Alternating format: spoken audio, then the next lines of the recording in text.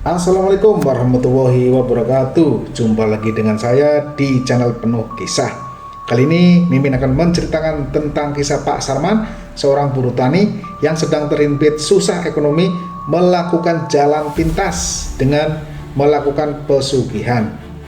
Kekayaan melimpah membuat Pak Sarman lupa akan konsekuensi perjanjiannya dengan iblis tentang tumbal 7 tahunan. Seperti apa kisah cerita lengkapnya? Ini dia ceritanya. Himpitan ekonomi menjerat kehidupan Pak Sarman, seorang buruh tani dari desa kecil di Pulau Jawa. Sawahnya yang kering akibat musim kemarau membuat hasil panen nyaris nihil. Hutang menumpuk dan anaknya yang bernama Darmi harus berhenti sekolah karena tak ada uang untuk membayar SPP. Setiap malam, istri Pak Sarman, yaitu Bu Marni, hanya bisa menangis melihat dapur yang tak lagi mengepul. Suatu malam, seorang pria tua berwajah keras datang berkunjung. Dia adalah Pak Dargo, seorang tetangga yang terkenal kaya raya setelah beberapa tahun sebelumnya sempat bangkrut. Pak Dargo membisikkan sebuah tawaran pesugihan. Kalau kau berani, datanglah ke hutan Blorong malam Jumat Kliwon, bawa ayam hitam dan kembang 7 hurba. Aku akan menemanimu bertemu mereka, kata Pak Dargo. Awalnya sih Pak Sarman ragu, tapi kebutuhan hidup dan tangisan anak-anaknya membutakan nuraninya. Akhirnya pada malam yang telah ditentukan, ia mengikuti Pak Dargo masuk ke hutan Blorong. Di tengah hutan, di bawah pohon yang besar, dikelilingi kabut tebal, mereka duduk bersila. Pak Dargo mulai membaca mantra, hingga sosok hitam tinggi besar dengan mata merah menyala muncul. Pantangan dan syarat pesugihan makhluk itu yang disebut sebagai Mbok Randa Kembang menjelaskan syaratnya. Pak Sarman akan mendapatkan kekayaan berlimpah, namun ia harus memberikan tumbal berupa anggota keluarganya setiap 7 tahun.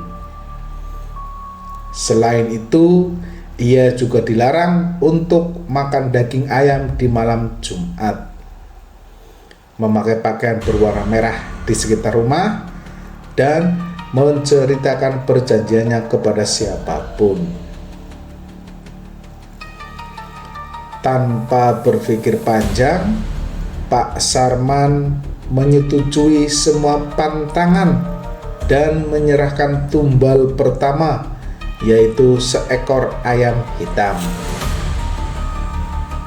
Mbok Randa Kembang menjanjikan bahwa kekayaan akan mulai mengalir ke kehidupannya keesokan harinya.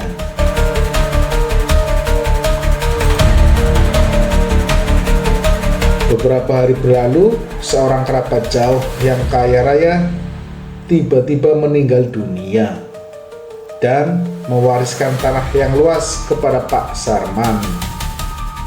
Sejak itu, rezeki mengalir deras. Pak Sarman mulai membangun rumah megah, membeli perhiasan untuk istrinya, dan menyekolahkan Darmi ke kota.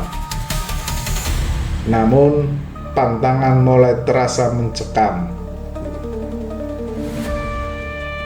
Setiap malam Jumat, suara langkah kaki berat terdengar di sekitar rumah. Angin membawa bau amis, seakan sesuatu sedang mengawasi mereka. Istri Pak Sarman mulai bermimpi buruk tentang sosok perempuan tua berambut panjang yang berbisik, "Siapkan tumbal berikutnya."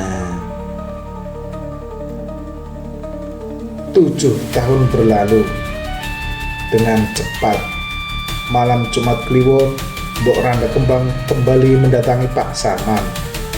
Kali ini ia meminta tumbal berupa anak sulungnya, Darmi. Pak Sarman menolak, tetapi Mbok Randa Kembang mengingatkan, "Janji adalah janji. Jika kau ingkar, seluruh keluargamu akan kuseret ke dalam neraka," kata Mbok Darmi. Kata Mbok Randa Kembang itu, Pak Sarman terpaksa menyerahkan Darmi. Anak itu jatuh sakit secara misterius. Tubuhnya kurus hingga akhirnya tinggal tulang, dan dalam hitungan hari Darmi meninggal. Darmi meninggalkan keluarga dalam kesedihan yang sangat mendalam. Setelah tumbal pertama, kekayaan Pak Sarman semakin bertambah, namun ketakutannya juga meningkat. Pak Sarman mulai mendengar tangisan Darmi di setiap sudut rumah. Suara langkah berat kini diiringi ketukan di pintu pada malam hari. Bu Marni yang tak tahu apa-apa jatuh sakit karena tekanan psikologis. Ketika waktu tumbal kedua, Pak Sarman berusaha melarikan diri ke luar desa. Namun keanehan terus mengikuti. Pohon-pohon di hutan bergerak seperti mengejarnya, dan di setiap tempat yang ia singgahi, ia mendengar suara berbisik, "Siapkan tumbal kedua."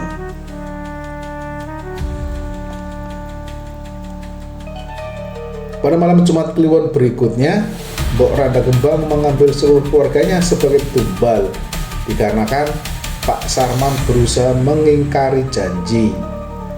Rumah megah yang ia bangun terbakar tanpa sebab, meninggalkan abu dan tanah kosong. Desa itu kini mengenang keluarga Pak Sarman sebagai peringatan agar tak pernah tergoda lagi dengan pesugihan. Warga desa percaya setiap malam Jumat Kliwon, suara tangisan Pak Sarman dan keluarganya masih terdengar di hutan lorong, mengingatkan siapa saja untuk menjauhi dari janji dengan iblis. Oke, itu saja kisah horor kali ini. Semoga menghibur. Jangan lupa subscribe, like, dan komen ya. Bye-bye.